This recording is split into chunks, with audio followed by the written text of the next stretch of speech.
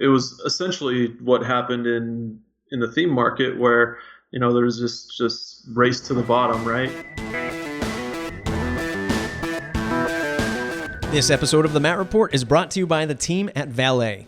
Valet helps brands unleash their potential with real-time metrics, intelligent recommendations, and that age-old method of having an awesome team to back it all up. See, my friends at Valet are up to something really, really cool. But first, let me ask you this question. Every time you build a website for a client, don't you feel like you're making the web a better place?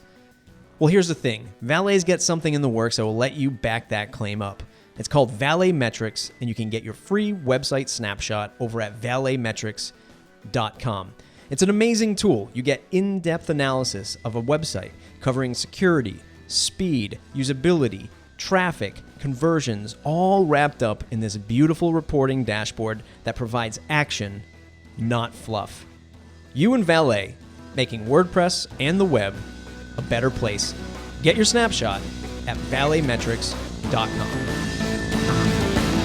It's episode number 9, season 4 of the Matt Report, and today my good friend Ryan Sullivan joins us. Ryan is the founder of WP Site Care and just a down-to-earth business guy, and I really enjoy the way he runs his business, and it comes down to just supporting customers at a fair price, being highly communicative, and just building a great team all around that. And he's really established himself in the community and is, one of the leaders in WordPress monthly support businesses, and we see those crop up many, many times, and Ryan and I talk about that and what that was like for him and how he sort of set himself apart from sort of those pop-up shops that we've seen over the years come and go. Definitely a great insights into that, and very interesting conversation about how he started LoopConf and what recently happened with the hurricane coming through and how he had to cancel it and move it to a different date, which was recently announced. So definitely check that out if you're interested in an all developers conference. It's Matt Report, mattreport.com/subscribe. Stay connected. 5-star review if you so choose. If you enjoy episodes like this, I'd really appreciate it. And thank our sponsors, Pagely and Valet. Let's get into the show. Hey, Ryan, welcome to the program. Hey, Matt, how's it going? Just 3.5 years, and I finally got you on. Yeah, what took us so long? I wasn't happy with that lobster roll that you bought me down in Newport, so, you've been holding a sandwich grudge. I've been holding a sandwich grudge. For folks that don't know, I've known Ryan for quite some time. We go some Twitter banter every now and again. Famously, when I posted something about $500 clients, he rebutted that with a warm welcome to the $500 client. That was years ago, so we're going to find out if that still rings true today. But folks that don't know Ryan, who are you and what do you do? I'm Ryan. I live in the beautiful state of Utah. I run a customer support company. We take care of the technical needs of our customers, primarily in the WordPress space. And we're just WP Site Care is the name of that company, if I didn't mention it. And we're just very focused on providing fantastic customer support experiences for our customers. You say primarily WordPress. Are you getting into other CMSs or just maintaining other types of projects? A little bit of both. So while we haven't totally branched out into any other platform specifically, we do have customers who have a number of different needs outside of WordPress that are still very much tied into how their business operates online. So we find ourselves supporting a lot more than just the WordPress application and its plugins and themes. We end up tying into third-party email providers and all sorts different e-commerce platforms and third-party services and their APIs and all this kind of different stuff. So we kind of take a more holistic approach, I guess. We don't just say when a customer comes to us with a need that might be a little bit outside of WordPress, we don't just say, oh, you need to talk to so and so. We try and help make ourselves an expert in that area too when we can. And so that's I guess why I say primarily. Yeah. And I was curious because you and I have been in the space for a while now, and years ago, which is funny that it's actually been this long. I do a series, and I should bring it back. I tell myself I should bring it back, and maybe this will be my line in the sand that I should bring it back for 2017, is the Matt Report WordPress Startup Challenge, right? And so a few years ago, and this is like, if folks, if you are new to the show, this is where I did like a Shark Tank kind of thing where we had some startups coming on, like in the WordPress space, sort of pitched their idea to a panel of judges, and the judges sort of picked who won. And years ago, we had a little company called WP Curve show up on the scene when they first launched. I think they did, in fact, take first place during that episode. And back then, it was like, oh my God, like you're doing, I think when they first launched, they were doing like monthly support for $50 a month, maybe even $30 a month for like unlimited changes to their WordPress site. And from there, we saw, or at least I did from my perspective, a lot of support companies crop up. A lot of, for one flat fee, we will take care of everything. And I'm just looking at WP Curve's website today, and I see now that their pricing is a lot different than it used to be. Yep. So now I see $79 per month with a minimum of 3 months. I believe your plans are a lot higher because you're doing a lot more. But I mean, what have you seen change in the market from 2 years ago till today? I mean, a lot. 2 years ago, our prices were a lot different too.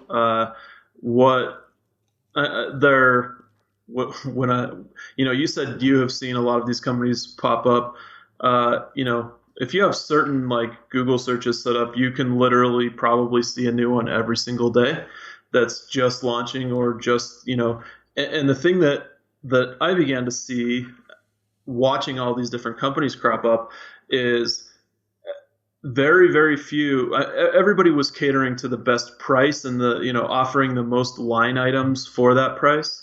And it was essentially what happened in the theme market where, there's just race to the bottom, right? And I didn't want to be caught up in that game at all, because providing the quality of support and the level of quality customer experience that I have always wanted from day one of this company was never going to happen if we just kept cutting prices lower and lower and lower. So that was a very conscious, we've bumped up our prices some, and it was a very conscious decision to kind of help customers understand, like, to be able to give you like a high quality, like we're your partner type experience. We can't do that for $29 a month or $39 a month. And what's been really interesting over the last 2 years is as quickly as you see them crop up, you see them start to slowly disappear. And so, if they're bringing up a plan that, we can do it for $9 a month, right? Well, that's great, except for you figured out after 6 months that you can't, and you disappeared. And so, it's definitely a longevity play. We're going to be in this business for a long time, and partner with people for a long time. So, I mean, that's probably the biggest shift I've seen is, the companies who have kind of adapted. Valet is one, we're one, who have kind of adapted to this, more small business, medium business, upper tier type customer, and really supporting them the best we can. We're the ones that seem to be staying around a lot longer too. This episode of the Matt Report is brought to you by Pagely. Pagely, where we help big brands scale WordPress. It's enterprise WordPress hosting in the Amazon cloud. If you're building big, powerful WordPress websites for your clients, you need big, powerful hosting, and Pagely delivers. I use Pagely for my websites and e-commerce shops, so I trust their service, and I have no issues recommending them to you. Look, I only bring on sponsors that I trust. And who else trusts Pagely? Verizon, eBay, Disney, Twitter, and more. You can see that right on the homepage of their website. Pagely is the OG of WordPress managed hosting, and they're innovating the market every single day. If your clients trust you to write scalable code, then trust Pagely to host it for you. Check out pagely.com. And there's a lot of folks listening to this that might be doing this type of service, and they might be charging, those lesser rates. And some do it because like you said, you can set up Google searches and you can kind of get alerted when these things happen. And I think that there's, like in any business, there's like half of the crowd that just says, oh, this is going to be easy cash. Like I heard Ryan on a podcast. I heard the WP Curve guys on this other podcast, and look how much money you can make. And they kind of look at it from the short-sighted, like if I just get 10 customers at $100 a month, or even less, whatever. They start to look at just the numbers, right? And they're like, well, all I have to do is do this, that, and it doesn't take me much to check a theme. So you get these people who do it from like a cash grab point of view, and those fizzle out. Then there's the folks who are just who are just instinctively like, oh, well, they value their time, and maybe their time is, right now they're doing it part time, and maybe $100 a month is a lot of money to them, and for what their value is, it works for their type of client. But the thing is about that second person, that second avatar, is they will, number one, want to provide good service, and number two, they're going to change as the market changes. So maybe eventually they realize, wow, I can't do this at scale, and now my prices have to go up in order to provide better quality. And I think that it's a two-pronged sword in WordPress and in any other business, but definitely WordPress, because it's such an easier barrier of entry to begin a service company.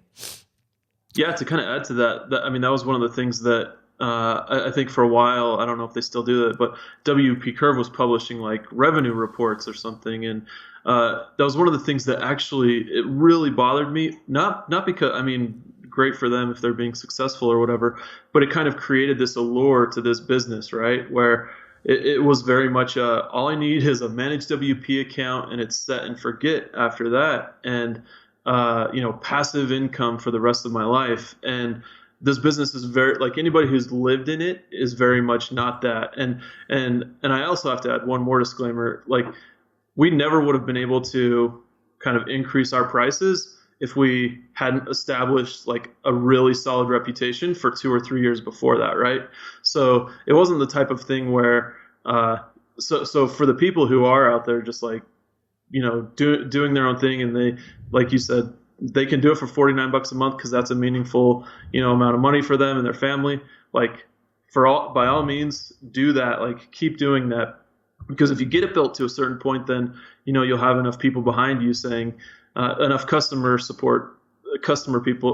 behind you saying, oh yeah, like, it's a little bit more money, but this is the team I want on my side. And so, just 2 points I kind of wanted to add there. Yeah, and this is becoming much more focused on, amplified in the WordPress space nowadays. So, of course, I'm always one to throw my theory, my conspiracy theory hat on, and I feel like it's where really 2016 has been the year of sort of the bubble bursting, right? It not in a dramatic sense like the housing market or the financial market, but I really feel like we're starting to see people who are like, wow, just because I put WordPress on my business card is no longer sending me business. Like, I thought just having WordPress on my title would, print the money for me.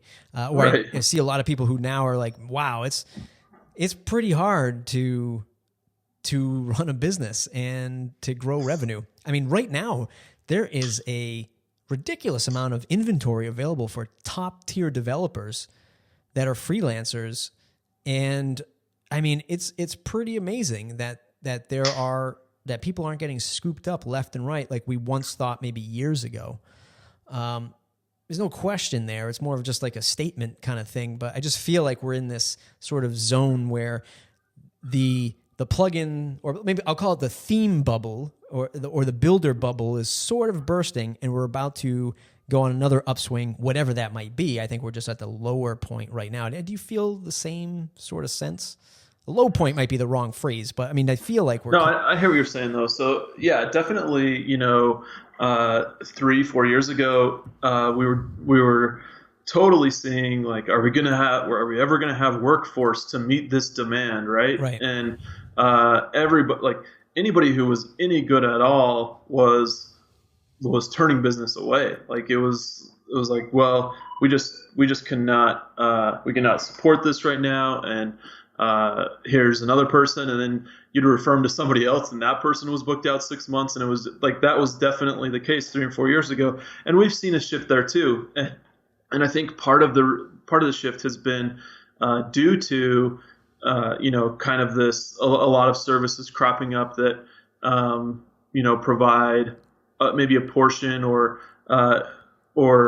of what you do, or maybe not, maybe the line item by line item things match up, but the overall quality just is suffering or whatever.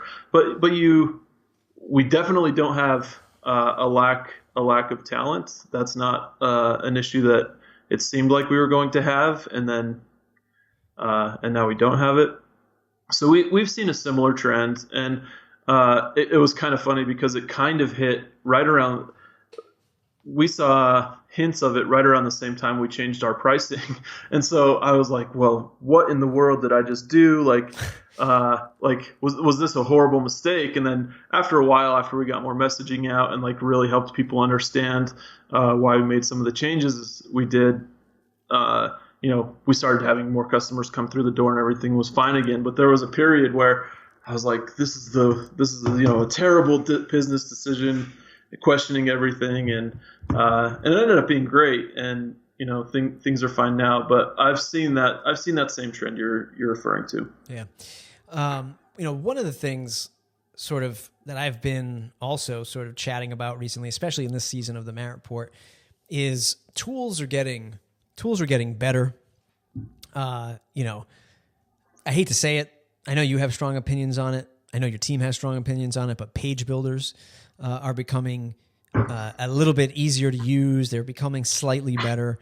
The WordPress customizer is starting to improve. Hosting providers, especially the big names, are beginning to improve their onboarding process with WordPress. Hosting's getting faster, cheaper. I mean, all of these things are starting to align with the end user, folks that may have come knocking on our doors, you and I, and people listening to the show. With these tools that are so available to them that they can finally maybe start to do it themselves, where that lower end consultant, that lower price consultant, the $500 to $1,000 price consultant, is starting to see some of that business go away. What are your thoughts on the ease of use of building a website for somebody who doesn't want to hire a professional, right? Are there any words of advice for somebody like, yeah, you can do it, but look out for X, Y, and Z because sure, this is the real cost. Yeah, and just to make it clear, there's definitely a varying there's a sliding scale of page builder quality.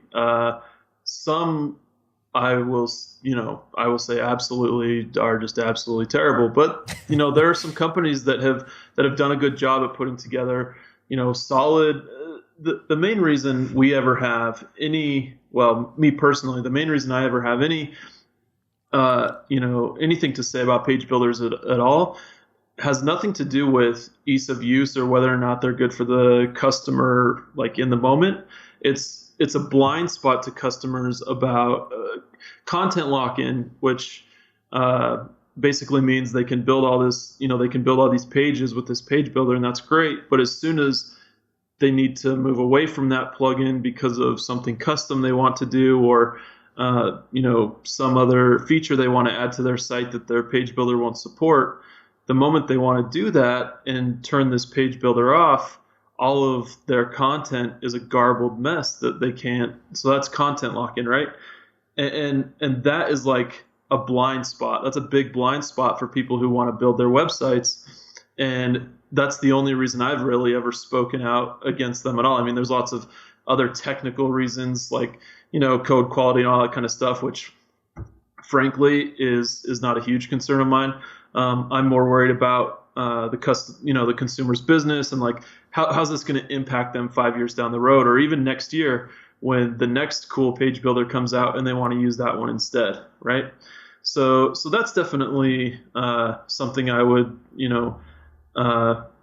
have people who want to build their own site be very aware of is, are you going to be subject to content lock-in? Are you going to, if you ask the developer or the creator of the plugin what's going to happen if you ever want to stop using their plugin. And maybe don't ask the developer. Maybe ask somebody else who isn't just interested in gathering your money. But so there's that. Other things to think about. I think just in general, the overall maintenance of a website is something that gets overlooked a lot. It kind of becomes in a lot of ways, it really becomes an insurance policy for your website, and it's so dumb because they're the services that you don't need until you absolutely need them, and so that's another thing to keep in mind. If you do want to go the DIY route, is at the very least, I would, even if you don't want to pay, upfront for something custom, or maybe you're just testing out an idea. I'm practical, right? I don't want to tell people to go spend $10,000 on a business idea that they don't even know if it's going to work or not. So if you do just want to start out with a test, something simple, whatever, I think at the very least it makes a lot of sense to have a team behind you that you can lean on and ask questions to, and say, like, am I at least headed in the right direction? Yeah. That kind of like ongoing feedback loop ends up being incredibly valuable and saving a lot of heartache if you have that. Yeah. I think a lot of it too isn't the end user's fault. Like we like to sort of blame them, and 9 times out of 10, it wasn't their fault that they have a page builder running on their site, especially a bad one. It was the consultant, right? And to me, it's like we have to educate the consultant so that the top down or middle down trickle effect, Right. Trump down economics will go downstream and sort of impact what the consultants are putting in, educating them, and then also it lending to the success of our end user, who might leave that consultant and find someone like you and I. I really think that people can frame the page builders, and not to get too deep into a page builder discussion here, but I think people can frame that as an add-on, right?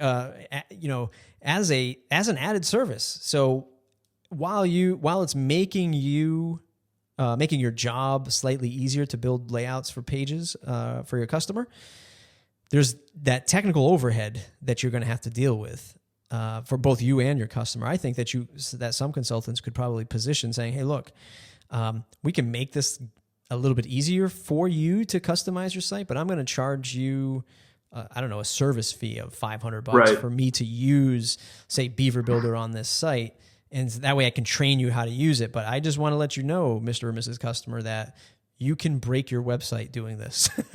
Yeah. And if you do it, Always with the disclaimer, right? yeah. And if you do, we can fix it. But I think positioning and setting up value can be done a little bit better from consultants. Your team does a phenomenal job at content marketing.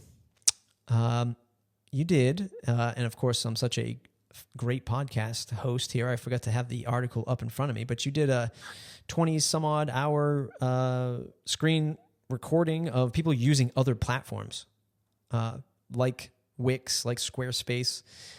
Do you see any kind of lesson? I mean, short of marketing, but do you see any kind of lesson that you learned from that WordPress, not .com, but WordPress.org could use and leverage to improve the software?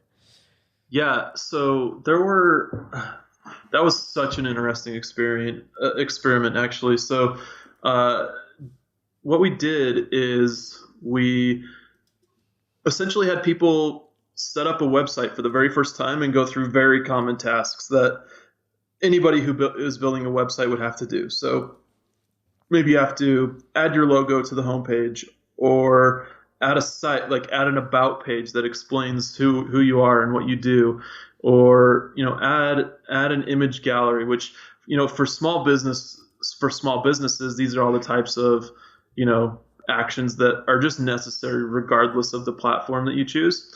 And we used usertesting.com and had we chose a very select group of people too, so it was a pretty focused group, everybody had to have used. Um, I'm trying to remember. So the age range was something like 18. The age range was pretty wide. It was I think it was 18 to 55, equal male female. But there were some technical requirements that you had to meet, and I can't remember exactly what they were. Uh, but but these were like relatively savvy people, right? And so having them take these baseline tasks and perform them on each of the different platforms and seeing the different results was like just totally eye opening. And so one of the things that uh, we saw that was kind of a pattern for people who were using WordPress is whenever the whole, I think changing the design of a website was one of the tasks that we gave them. So essentially what that means in WordPress, jargon is you go in and you change the theme. And that was a real stumbling block for people. And I don't know if it was because what they saw as a preview was way different than what they expected it to look like, or even finding the place to change the design seemed to be a little bit of a challenge for people. And so that was one, figuring out what it looks like because when you look at Squarespace or Wix, both of those did a pretty good job in that area. Essentially what they do is they put a massive grid of designs in front of you and even filter based on the type of business you run or the type of company you run. And the theme repository does this to some degree, but the visual that people see in Wix and Squarespace right now is superior. And so people had an easier time going through and choosing, oh, this is what I want the new design for my website to be on the other platforms.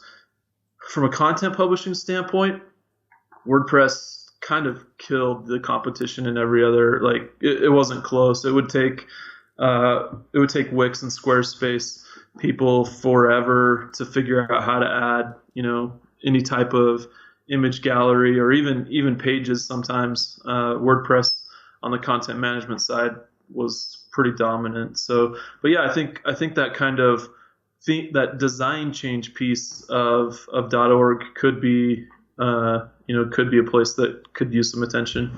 Sure. Let's shift gears a little bit. Well, I guess not really. Content marketing, attracting an audience, building an audience. LoopConf is something that you put on. Sadly, I haven't attended one, but this is a developer-focused conference. You were about to launch LoopConf number 2, right? Or not launch, but host LoopConf number 2 down in Florida. And unlucky, you were struck by Hurricane Matthew. Right.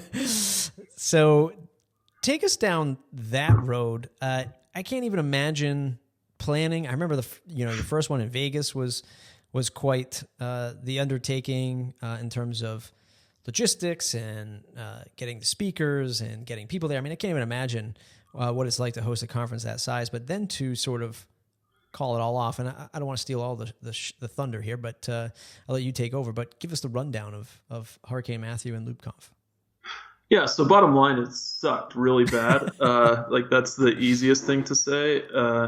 So essentially, the logistics of planning a conference in a hotel conference center in a place that's very far away from where any of the organizers live, and I can get into location choice a little bit in a minute, but and then coordinating flights from all over the world, right? I mean, we had speakers coming literally from Australia, from all over Europe, from different places in the U.S., and there are just a lot of logistics involved with all of that. And then there's all the on-the-ground logistics for the event itself, working with a whole bunch of third-party vendors and the hotel and, AV staff and all the different things that go into something like that. There's just a lot of moving parts. And So probably the thing that will be most interesting to people is to just kind of walk you through the 3 days leading up to the event. Sure. So the hurricane hit. The hurricane got on our radar maybe like the Thursday before the event, and so obviously radars are up, and we're paying very close attention to everything that's happening, and we go through and start seeing. We're all becoming weather experts all of a sudden, right? We're following the track of this thing and saying, okay, well, what's the reality that this is gonna, actually screw us up, and wondering all these things, and up until Monday, so the event was supposed to be Wednesday, Thursday, Friday.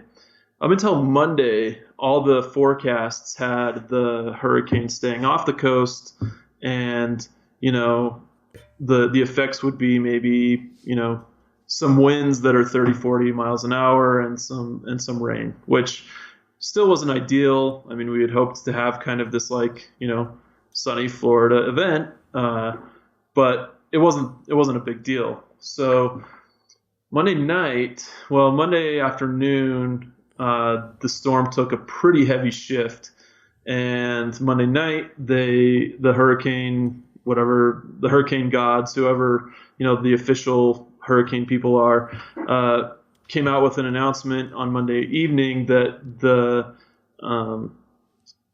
hurricane had shifted a little bit. And when that announcement came out, we started to see a trickle of people on Twitter saying, "Uh-oh, what's going to happen?" And then we'll started getting a few emails from speakers saying, "Hey, is this thing really happening?" And all this.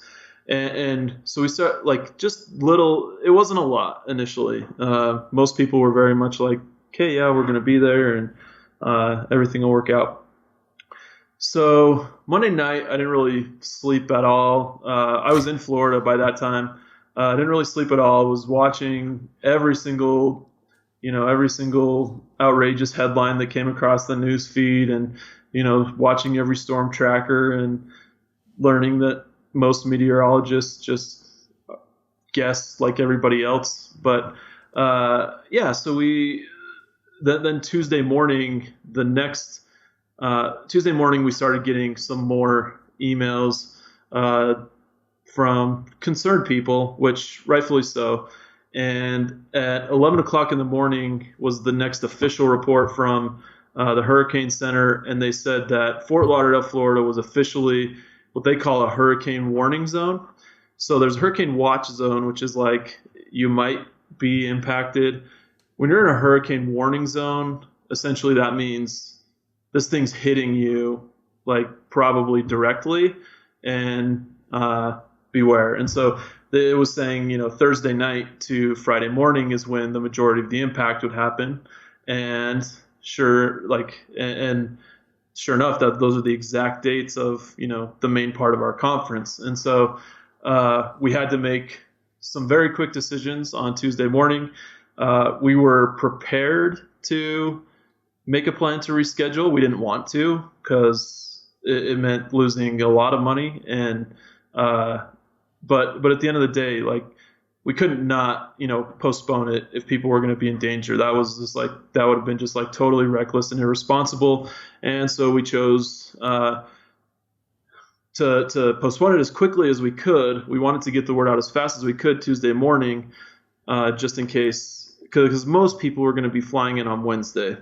And we had about 35 people show up on Tuesday. So some flying, I felt so terrible. We had three guys from Australia fly direct.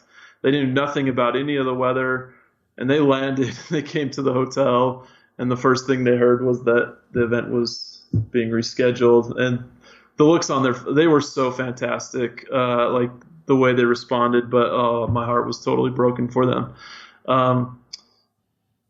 But anyway, yeah, so we decided to reschedule it. We're working on exactly what that looks like.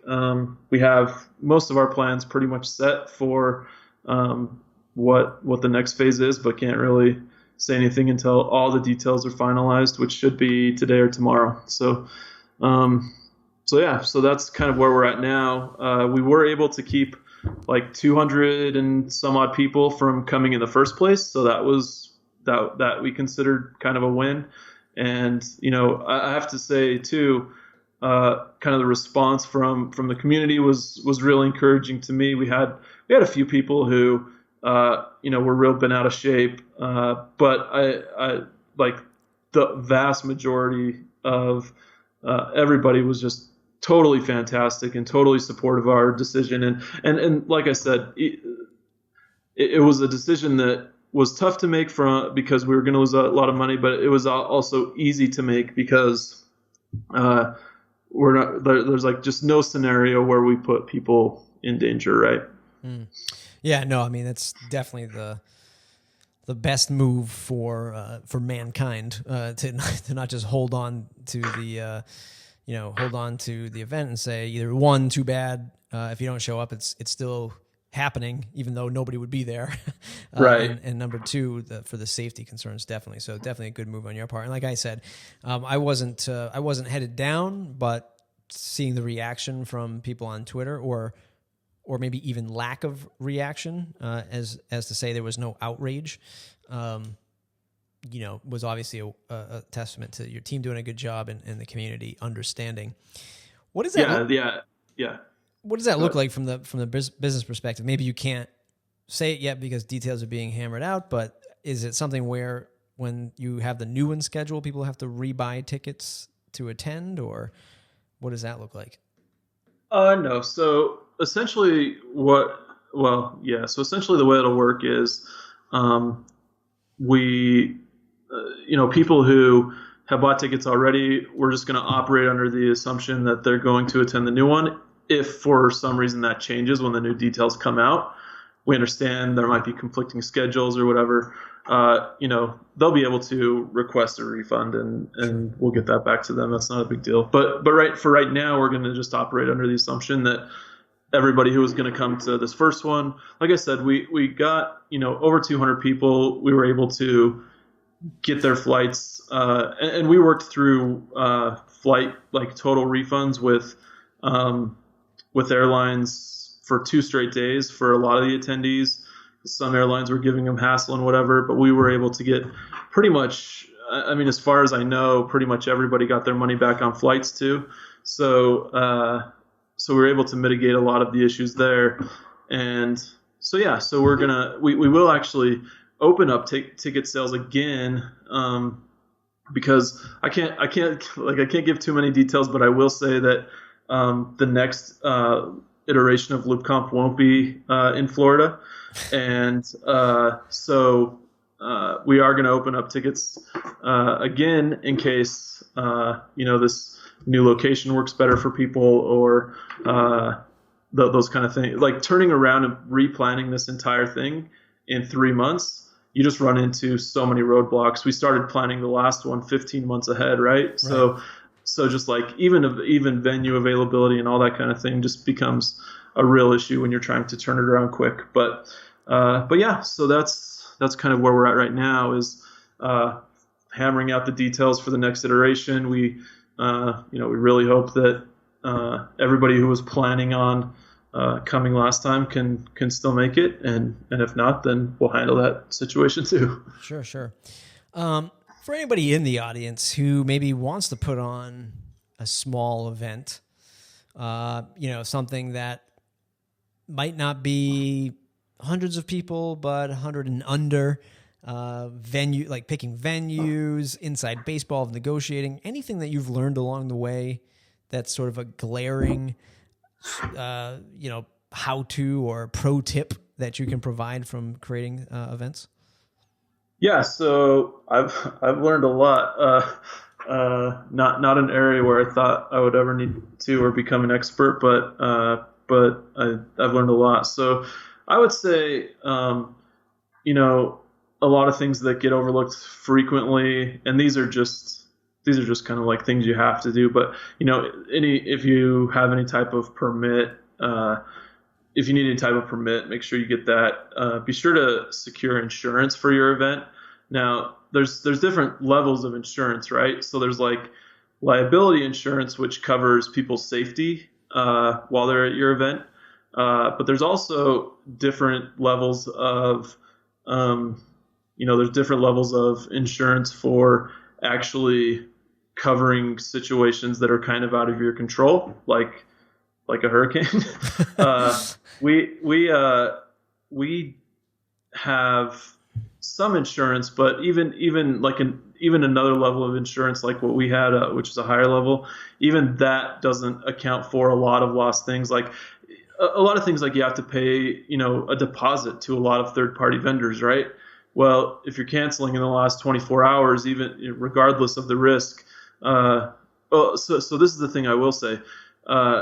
If you are going to sign a third-party contract with a vendor, make sure that there is a very concrete, what's called a force majeure clause in the contract, which essentially says if there is an act of God, and make it very clear what the definition of that is, what the definition of an act of God is, because we worked with some vendors that said, well, yeah, there's a hurricane, but we only, in fact, up until,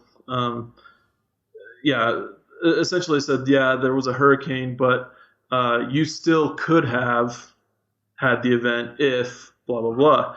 And it's like, well, there was no feasible way for us to do that, but I understand that, as a vendor, you may have lost some money or lost time or something. And so we had to work on really negotiating down what our ultimate losses were going to be with a number of vendors, and figuring that out. So I think that's probably a really good thing, especially if you're in an area like Florida, Southern California, where there could be an earthquake, hurricane, or something. Have your lawyer review and see like very clearly what defines an act of God and what happens if that occurs. So that's probably a big one. I mean, it's such a rare case, right? But you still, it's still a good thing to cover your bases. Yeah. Small, yeah. Go ahead. I was gonna say, what about pre-funding, and maybe this gets inside baseball stuff, but sponsorship, ticket sales, is it, like some people talk about launching a minimal viable product and they sell like 15 licenses before the product's even fully built out. And is there any of that in any of this that can help sort of ease the pain of sort of cash flow and making sure that you can actually sell an event before you book it with a vendor or location, that kind of thing? I mean, just from a marketing perspective, I've found that unless you have a history of putting on events, you kind of have to have all of those things in place before you can say it's going to happen. Now, on the sponsorship side, none of these events really happen without sponsors of some kind. And so I would, before you kind of step out and say, yeah, we're going to do this cool thing, make sure you have relationships and have educated the people who could be potential sponsors. Make sure they know what it is you're working on, and that you are going to do this event, and that you would be interested in having them sponsor. And also give sponsors realistic expectations.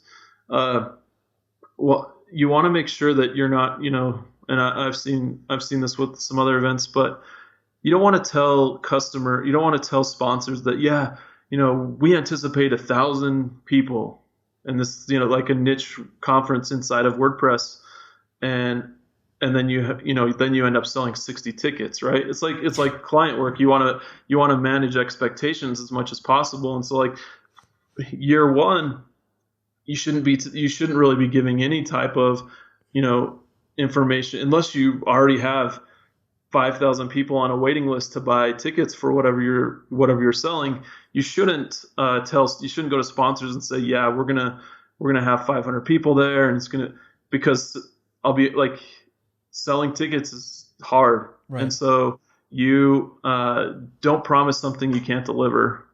Sure. One last question to sort of wrap things up. On the pricing the tickets, much like pricing product, I've seen, I can't remember exactly. I think when you launched the tickets for the first one, some people are like, "Oh my God, that's a lot of money." Yeah, it is. If I'm It correct, was. right? But number one, I think that we're all a little, what's the word? Spoiled with WordCamp tickets, right? $40, $20. Like, this is laughable. These are laughable ticket prices. Purposely done because, WordPress Foundation and all this fun stuff, and it's, accessible to everybody, that kind of thing. But really good events cost a good amount of money, and it's not unheard of to pay thousands of dollars to go to an event in other markets, right? Sure. So, I mean, what did you learn anything with sort of marketing ticket pricing and reinforcing the value of ticket pricing with a customer, much like one would do with maybe pricing their plugin or theme or something like that? Right. Yeah. So essentially, well, I have two thoughts Sure. on this. One, we announced ticket prices too early, meaning there was not enough context for people to go, "Oh, I see why that costs as much as it does." That's a great point.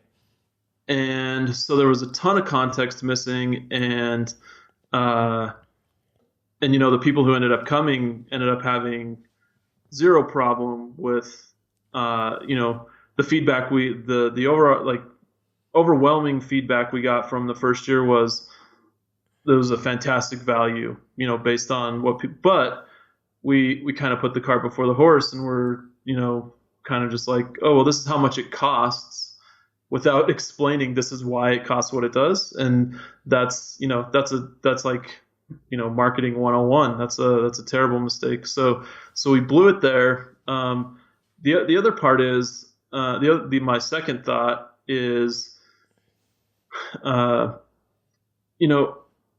make sure. So the reason we have come up with any type of pricing for any of the, tickets, everything is based on like a very specific budget, right? Like, we weren't just like pulling numbers out of the air. We did a lot of, we had done other events in the past, and we knew what it would take to put on an event of the caliber we wanted. And so, maybe some more transparency into that kind of thing is something people would want to see. Not saying we're going to do that, but I think if people understood a little bit, like what types of expenses go into putting it on an event like this, the numbers would start to add up, and they would go, oh, okay, like I see where you're coming from now, because the reality is that this is not by any means is a cash grab for us. I mean, we essentially make back the money we invest for our time, and that's about it. So almost all of the money that people spend on, like, we're really deliberate about the money people are using to buy a ticket is spent on making them have a great experience with a great educational value attached to it. So no, that's great stuff. I mean, the context, the value, that kind of thing, is a great lesson for anybody who's. It doesn't matter if it's an event or if it's the product side of the house.